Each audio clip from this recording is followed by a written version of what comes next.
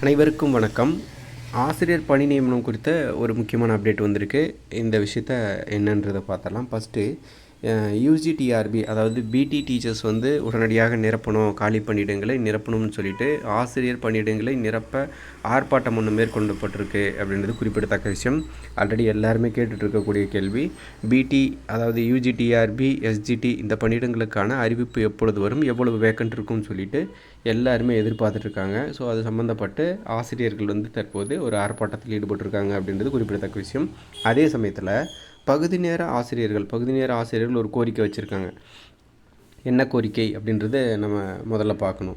பகுதி நேர ஆசிரியர் 110 விதியின் கீழே இந்த பகுதி நேர ஆசிரியர்கள் பணியிடங்கள் உருவாக்கப்பட்டு அந்த பணியிடங்களில் வேலை செய்து கொண்டிருக்காங்க. கிட்டத்தட்ட 16,549 ஆசிரியர்கள். இது உடற்கல்வி, ஓவிய, கணினி, தையல், இசை, தோட்டக்கலை, கட்டிடக்கலை, வாழ்வியல் கல்வி அப்படின்னு சொல்லிட்டு இதுக்கெல்லாம் டீச்சர்ஸ் ஒரு 16,500க்கும் மேற்பட்ட ஆசிரியர்கள் வேலை செஞ்சிட்ருக்காங்க. அவங்க என்ன சொல்கிறாங்கன்னா, நாங்கள் கிட்டத்தட்ட 12 ஆண்டுகளுக்கு மேலே வேலை செஞ்சிட்ருக்கோம்.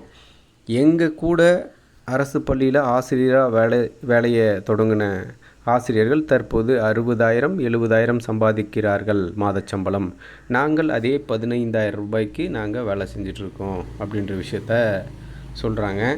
ஸோ அதனால் எங்களுக்கு 110 விதியின் கீழே முதலமைச்சர் அவர்கள் பணி நிரந்தரம் வழங்க வேண்டும் அப்படின்ற விஷயத்த கேட்டிருக்காங்க பகுதி நேர ஆசிரியர்கள்.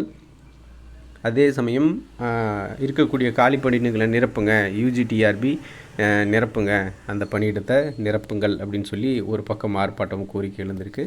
தொடர்ந்து எல்லாரும் கேட்கக்கூடிய கேள்வி என்ன அப்படின்னாக்கா, இந்த ஆசிரியர் காலி பணியிடங்கள் நிரப்புங்க அப்படின்ற விஷயத்த தொடர்ந்து முன்வைக்கிறாங்க. அரசு ஒரு பக்கம் இந்த பள்ளிக்கல்வித்துறையில் இருக்கக்கூடிய முறைகேடுகளையும் ஊழல்களையும் ஒன்றா சரி பண்ணிட்டு வராங்க. அதே சமயத்தில் அரசு பள்ளியில் தரம் உயர்த்த வேண்டும் அப்படின்னாக்க அரசு பள்ளியில் இருக்கக்கூடிய இந்த காலி பணியிடங்களை நிரப்பணும். ஆசிரியர்களுக்கான அந்த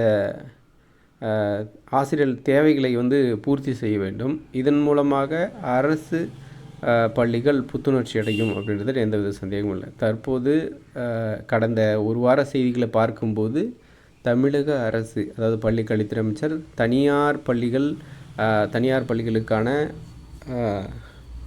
விதிமுறைகளில் என்னென்ன பண்ணிகிட்ருக்காங்க, அவங்களுக்கான அனுமதி கொடுக்கறதாகட்டும், அதே மாதிரி ஆல்ரெடி அனுமதி பெற்றிருக்கக்கூடிய அந்த கல்வி நிறுவனங்கள் ரெனியூவலுக்காக வர்றதாகட்டும், இதில் எவ்வளோ லஞ்சம் வாங்குகிறாங்க, அதெல்லாம் எப்படி லஞ்சம் இல்லாமல் பண்ணுறது, இந்த மாதிரியான செய்திகள் தான் தொடர்ந்து போயிட்டுருக்கு. அரசு பள்ளிகளை தரம் உயர்த்துவது சம்மந்தப்பட்ட என்னென்ன திட்டம் வச்சுருக்காங்க, அதை எப்போ நடைமுறைப்படுத்த போகிறாங்க அப்படின்றது தான் இந்த எல்லாருடைய கேள்வியுகமாக இருக்குது. ஏன்னா இந்த ஆசிரியர் காலி பணியிடங்கள் மட்டும் கிடையாது, அரசு பள்ளிக்கு இருக்கக்கூடிய பிரச்சனைன்றது இன்று நேற்று கிடையாது. கிட்டத்தட்ட ஒரு 15 ஆண்டுகால பிரச்சனை இருக்குது.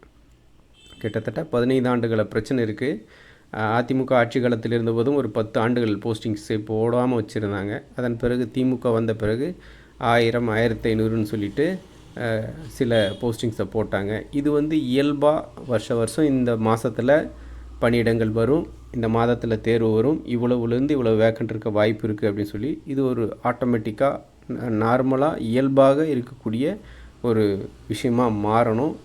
இந்த சிஸ்டமேட்டிக்காக வருஷம் இந்த மாதம் நோட்டிஃபிகேஷன் வரும், இவ்வளோ வேக்கண்ட் இருக்கும் அப்படின்னு இயல்பான ஒரு விஷயமா இருக்கணும்.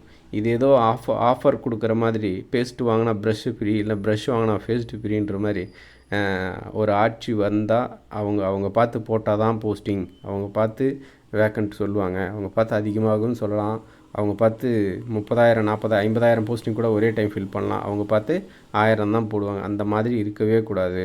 இயல்பாக ஒவ்வொரு வருஷம் வேக்கண்ட் இருக்கணும். அந்த மாதிரி தான் இந்த ஒரு இயல்பான விஷயத்தை தான் எதிர்பார்க்குறேன். ஏன்னா கிட்டத்தட்ட 15 வருடங்களாக மோசமான சூழ்நிலை இருந்தது. அதனால் பல லட்சக்கணக்கான ஆசிரியர்களுடைய வாழ்க்கை பாதிக்கப்பட்டதுன்னு சொல்லலாம். பல பேர் இந்த டீச்சிங் ஃபீல்டை விட்டு ஓடிட்டாங்க. ஆசிரியர்கள் ஆகணுன்ற கனவோடு படித்து, அரசு பள்ளி ஆசிரியராகணும்னு படித்து, அதுக்கப்புறம் இதெல்லாம் சரிப்பட்டு வராது, குடும்பத்திற்காகவும் தங்கள் வாழ்வாதாரத்தை நடத்துவதற்காகவும் ஏதாவது ஒரு வேலைக்கு போய் சேரலாம், ஏதாவது ஒரு வேலை செஞ்சு பொழைச்சிக்கலாம்னு சொல்லி போனவங்க எக்கச்சக்கமான பேர். ஸோ இதுதான் நிலைமை. ஸோ இதை பற்றின உங்களுடைய கருத்து என்றது மறக்காமல் சொல்லுங்கள். நன்றி.